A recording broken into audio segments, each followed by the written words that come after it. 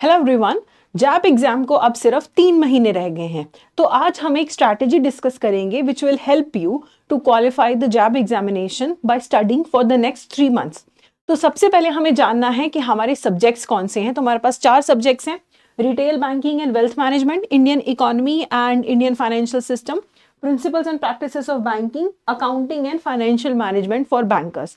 तो इनमें सब सब्जेक्ट्स में 4-4 मॉड्यूल्स हैं।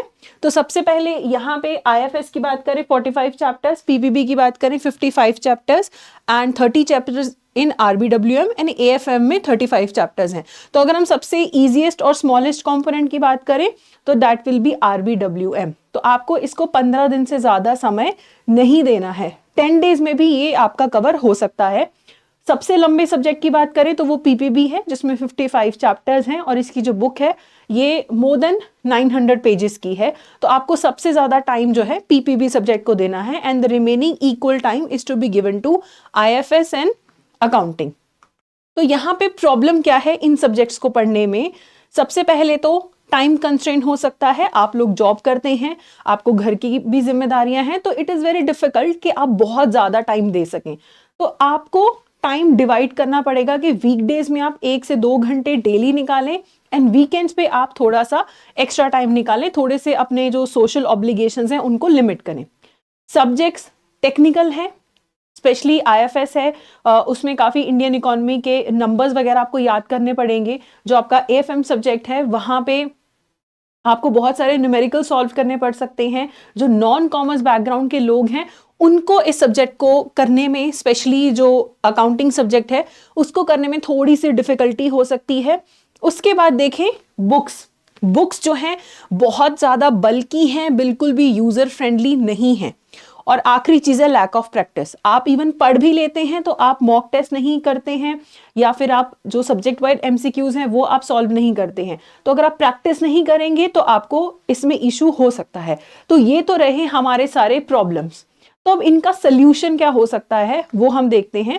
तो सबसे पहले आपको कर्टेल करना है सिलेबस को।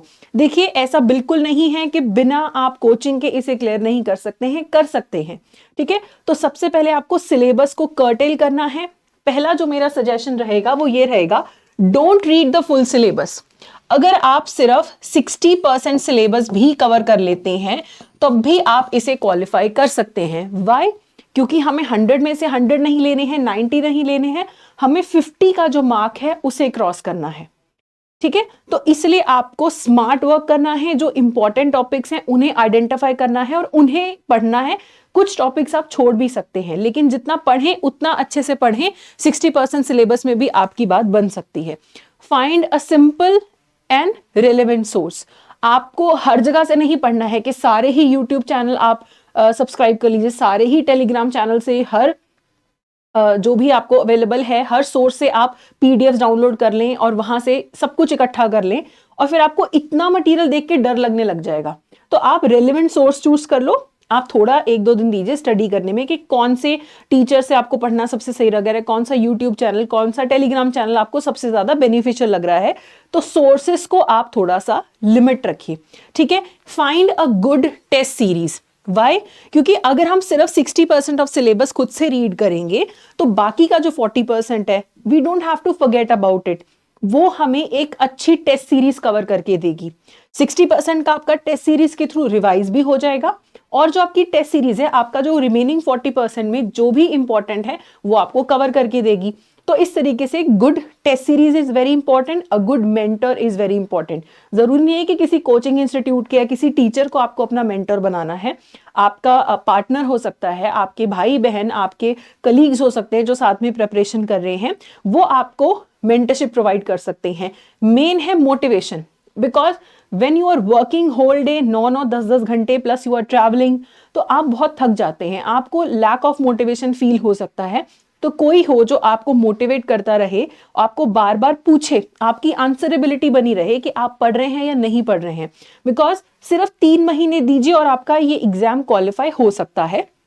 यहाँ पे ये बिल्कुल नहीं करना है कि इस बार आईएफएस कर लेता हूँ, अक्टूबर में फिर पीपीबी कर लूंगा, फिर नेक्स्ट ईयर मैं अकाउंट्स कर लूंगा। ऐसे नहीं, ट्राई कीजिए कि आप सारे ही सब्जेक्ट्स को थोड़ा थोड़ा टाइम देके सबके जो इंपॉर्टेंट टॉपिक्स हैं उन्हें रीड कर लीजिए। हो सकता है कि चारों एक साथ ना हो, बट अगर 3 भी एक साथ हो जाते हैं तो अक्टूबर के लिए कितना बर्डन बचा, सिर्फ एक सब्जेक्ट का। ठीक है, तो ऐसे हमें करना है, एक अच्छा मेंटोर फाइंड करना है। अगर अब सोर्सेज की बात करें तो हमारा जो Indian economy and Indian financial system का जो सब्जेक्ट है, उसमें हमारा मेन सोर्स है ये बल्कि सी बुक जो हमें रेकमेंडेड है। ठीक है, मैकमिलन पब्लिशिंग एजुकेशन की ये बुक है, यहां से आप पढ़ सकते हैं, but it is not beginner friendly. तो अगर आपके पास टाइम है सफिशिएंट, आप एक्स्ट्रा टाइम निकाल सकते हैं, तो जो हमारी एनसीईआरटी की इकोनॉमिक्स की बुक है +1 +2 की बेसिक्स के लिए आप पढ़ सकते हैं, टू बिल्ड एन अंडरस्टैंडिंग, ताकि आपको ये बुक पढ़ना थोड़ा सा इजी लग सके। ठीक है, तो यहाँ पे आपको इसे पढ़ना कंपलसरी नहीं है। अगर आप कॉमर्स बैकग्राउंड के हैं, ऑब्वियसली आपको ये आता होगा, बट अगर आपका इकोनॉमिक्स बहुत वीक है, आपको कुछ भी नहीं पता है उसके अराउंड, आपको ये बुक पढ़ना बहुत ही डिफिकल्ट लग रहा है, then you can start with this book and then cover the important topics from this. अब मैं बार बार बोल रही हूँ सिर्फ 60% करो, सिर्फ 60% करो, तो कौन सा 60% है, तो अब हम वो डिस्कस करेंगे। तो जो भी आपको टॉपिक्स आपके सामने ब्लैक में हाईलाइटेड नजर आएंगे, दीज आर द टॉपिक्स जो आपको पढ़ने ही पढ़ने हैं, and the others you can skip because lack of time. Job के साथ पेपर क्लियर करना थोड़ा सा डिफिकल्ट है, इसीलिए लैक ऑफ टाइम रहता है। तो यहाँ पे आपको sectors of Indian economy, role of priority sector, MSMEs, infrastructure, foreign trade policy, international economic organisations, climate change, ये आपको पढ़ना है, आप खुद से पढ़ेंगे, और बाकी के जो है आप स्किप कर सकते हैं, they will be covered by a good test series. यहाँ पे एक और इंपॉर्टेंट बात है, whenever you open your book, सबसे पहले बुक्स आप लेंगे, अभी अमेजोन पे डिस्काउंट पे अराउंड 2000 में मिल जाएंगी आपको।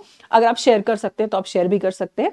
पुराने एडिशंस मत पढ़िए, क्योंकि स्पेशली इंडियन इकोनॉमी में तो काफ़ी चेंजेस आते हैं, बुक में नंबर्स चेंज होते रहते हैं। तो यहाँ पे बुक आप जब भी लेंगे, जब भी आप एक चैप्टर कवर करेंगे, चाहे वो हाईलाइटेड है नॉन हाईलाइटेड है, सारे चैप्टर्स में एक चीज करनी है, हर सब्जेक्ट में जो भी हर चैप्टर के पीछे जो एमसीक्यूज दिए हैं आपको जरूर सॉल्व करने हैं, जो कीवर्ड्स दिए हैं उन्हें जरूर पढ़ लेना है। ओके, तो एमसीक्यूज हर टॉपिक में, हर सब्जेक्ट में, हर चैप्टर के पीछे जो भी एमसीक्यूज दिए हैं वो आपको पढ़ने हैं। जितने भी रिकलेक्टेड क्वेश्चंस आपको मिलते हैं वो आप कर सकते हैं। उसके अलावा आपके सामने अभी ये जो नोटिफिकेशन आ रहा है, नीचे ट्रिगर आ रहा है, इसको भी आप एक पीडीएफ को डाउनलोड कर सकते हैं, और इसमें आपको सॉल्व्ड एमसीक्यूज मिल जाएंगे, और प्रीवियस ईयर क्वेश्चंस भी आप हमारे चैनल पे देख सकते हैं, अवेलेबल हैं, तो वो आपको जरूर देखना है ताकि आप पिछला पैटर्न जरूर देख सकें। ओके, तो एमसीक्यूज जो बुक के पीछे दिए हैं और जो प्रीवियस ईयर कहीं से भी मिलते हैं, और ये जो बुकलेट आपके सामने अभी नीचे फ्लैश हो रही है, इसे आप जरूर डाउनलोड कर लीजिए, बिकॉज एमसीक्यूज जब तक नहीं देखेंगे तब तक पैटर्न नहीं समझ आएगा। सेम ही आपको यहाँ पे मिलेंगे इंपॉर्टेंट टॉपिक्स मॉड्यूल बी के। ठीक है, economic concepts related to banking, इसमें से ये 3 चैप्टर अच्छे से पढ़ लीजिए, बाकी आपको कवर करने की जरूरत नहीं है। ठीक है, अगर आपके पास टाइम है, ऑब्वियसली टाइम है, तो पूरा पढ़िए, लेकिन these are the important topic जो पढ़ने ही पढ़ने हैं आपको। ओके, तो ये आपको थोड़ा सा इजी कर देगा आपकी प्रिपरेशन को, अगर आप सारा नहीं पढ़ते हैं, क्योंकि हमें 50 ही क्रॉस करना है। अगर हम मॉड्यूल सी की बात करें तो इसमें काफी इंपॉर्टेंट चैप्टर्स हैं, क्योंकि इंडियन इकोनॉमी का जो आपका सब्जेक्ट है, इसमें module C and module D में से ज्यादा पेपर पूछा जाता है, ये वाले मॉड्यूल ज्यादा इंपॉर्टेंट है। ओके, उसके बाद अगर हम मॉड्यूल डी की बात करें, फाइनेंशियल प्रोडक्ट्स एंड सर्विसेज की, तो काफी बड़ा ये मॉड्यूल है, एंड ये इसमें से आपको जो हाईलाइटेड है ये जरूर पढ़ने हैं। ज्यादा टाइम है, सब पढ़ो, लेकिन अगर कम टाइम है तो आप इन्हें जरूर ध्यान से पढ़िए। उसके बाद हम बात करते हैं पीपीबी की, जो सबसे लंबा सब्जेक्ट है, 55 चैप्टर्स हैं। तो इसके 2 मेन सोर्सेज हैं, एक तो जो हमारी बुक है वही है इसका मेन सोर्स, दूसरा इसका सोर्स है आरबीआई के सर्कुलर्स। काफी सारे जो कंटेंट है इस बुक में दिया हुआ है वो रेगुलरली अपडेट होता रहता है, जैसे जो बेनिफिशियल ओनर्स कौन होते हैं, उनमें जो परसेंटेजेस दी गई हैं वो चेंज हुई हैं। आरआरबी में बल्क डिपॉजिट्स किनको बोलते हैं, उनकी परसेंटेजेस नंबर चेंज होता रहता है। तो वो आपको चेंजेस कहाँ से पता लगेंगे, या तो बहुत ध्यान से न्यूज़ फॉलो करिए या फिर आरबीआई के सर्कुलर्स। ठीक है, कुछ टॉपिक्स तो ऐसे हैं जो बेनिफिशियल है अगर आप सर्कुलर से ही डायरेक्टली पढ़े, because you will have the updated data. But again बल्कि है और टेक्निकल लैंग्वेज है आरबीआई के सर्कुलर्स के अंदर, and it is not easy कि आप सब कुछ जो है कवर कर सके। तो यहाँ पे आपको 60% सिलेबस कैसे कवर करना है, मॉड्यूल ए में से आपको ये वाले चैप्टर्स जो आपके सामने स्क्रीन पे आ रहे हैं इन्हें आपको कवर करना है। ओके, तो यहाँ पे एक बहुत इंपॉर्टेंट चीज ये भी है that module A and module B are the most important ones. जो module A and module B है पीपीबी में वो सबसे इंपॉर्टेंट है। आपको अपना जो भी पीपीबी को टाइम देंगे 70 to 75% टाइम आपको मॉड्यूल ए को देना है और मॉड्यूल बी को देना है। तो banker customer relationship, AML, KYC guidelines, operational aspects of KYC, ये सब आपको पढ़ने हैं जो भी आपके सामने हाईलाइटेड है। अब काफी इसमें से केस स्टडीज आती हैं, तो whenever you study mentally scenarios आपको बिल्ड करने हैं कि इसमें से क्या केस स्टडी पूछी जा सकती है। ठीक है, सेम अगर हम मॉड्यूल बी की बात करें, ये भी it is continuing module A, ये आप जरूर एक बार नोट कर लीजिएगा कौन से चैप्टर्स हैं। उसके बाद अगर हम मॉड्यूल बी की बात करें, अगेन वेरी इंपॉर्टेंट और ये लेंदी है, 55 चैप्टर्स हैं आपके पूरे पीपीबी में, जिसमें से 41 मॉड्यूल ए एंड बी के हैं। तो ये वाले टॉपिक्स आपको कवर करने हैं। बाकी ये जो छोटे छोटे टॉपिक्स हैं, इंडेमनिटी, गारंटी क्या होती है, डेफर्ड पेमेंट क्या होती है, ये आपके एमसीक्यूज जो आपके फुल लेंथ टेस्ट होंगे, मॉक्स होंगे, अच्छी टेस्ट सीरीज होगी, वो इसे जरूर कवर करेगी। ठीक है, तो ये टॉपिक्स आपको करने हैं। फिर मॉड्यूल सी में से आप ये वाले टॉपिक्स मार्क कर लीजिए and don't go to technical with module C. अगर आपका कंप्यूटर्स का बैकग्राउंड है, आपको ये इजी लग सकता है, बट अगर आपका इंटरेस्ट नहीं है then don't try to cover everything. जो इसमें बेसिक्स है, स्पेशली जो डायरेक्टली बैंकिंग से रिलेटेड है, वो आप कवर कर सकते हैं। फिर अगर मॉड्यूल डी की बात करें, give a cursory reading to the full module. इसमें से कम क्वेश्चंस आते हैं, केस स्टडी वाले क्वेश्चंस आते हैं, एंड जो आप नॉर्मली बैंकिंग में करते हैं उससे थोड़ा सा ये डिफरेंट हो जाता है। एथिक्स, वैल्यूज, मोरालिटी की बात होती है।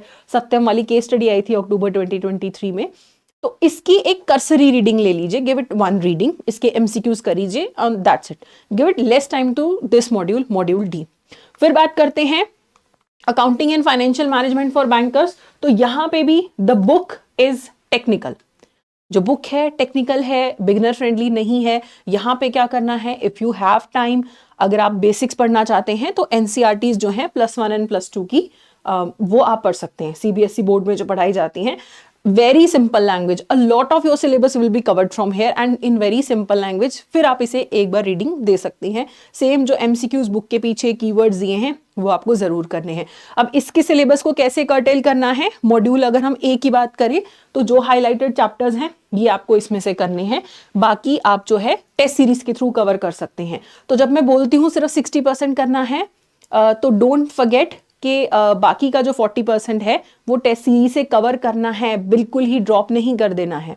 ओके, देन अगर हम मॉड्यूल बी की बात करें तो मॉड्यूल बी में हमें ये वाले चैप्टर्स कवर करने हैं। आप जरूर अपनी बुक्स में इन्हें मार्क कर लीजिए, वीडियोस को पॉज करके भी आप इन्हें मार्क कर सकते हैं। उसके बाद मॉड्यूल सी जो है फाइनेंशियल मैनेजमेंट, इसमें काफी सारे टॉपिक्स हैं। ठीक है, और इसमें भी जहां रेशो एनालिसिस में से आपको एमसीक्यूज पूछे जा सकते हैं, बट बहुत इजी एमसीक्यूज पूछे जाते हैं। न्यूमेरिकल्स जो पूछे जाते हैं काफी इजी पूछे जाते हैं। जैसे रेशो एनालिसिस में सबसे इजी रेशो होती है current ratio, current assets by current liabilities. ये आपकी बहुत आसान एक रेशो है और इसी में से काफी बार क्वेश्चन आता है। बहुत टेक्निकल, बहुत डिफिकल्ट नहीं आता है इसमें। ठीक है, उसके बाद है आपका module D, taxation and fundamentals of costing. तो जीएसटी के आपको बेसिक्स तो पता ही है, नॉर्मल लाइफ में आप सुनते रहते हैं, और इसको आप कहाँ से कवर करेंगे, टेस्ट सीरीज में से। तो इस तरीके से ये आपको मॉड्यूल कवर करना है।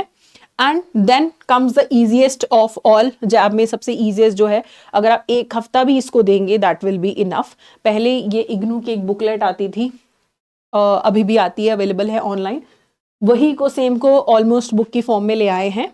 तो इसे तो इवन आप अगर रीडिंग देने का टाइम है, पूरी रीडिंग भी दे सकते हैं। इट्स वेरी इजी, एक हफ्ते के टाइम में आप इसे कवर कर लो। तो मेरा सजेशन यही रहेगा कि जो आपके पास 3 महीने हैं उसमें से आप सिर्फ 10 दिन दीजिए आरबीडब्ल्यूएम को, 1 महीना लगेगा पीपीबी में, एंड जो रिमेनिंग टाइम आपके पास बचा है equally to be divided between economics and this accounting subject.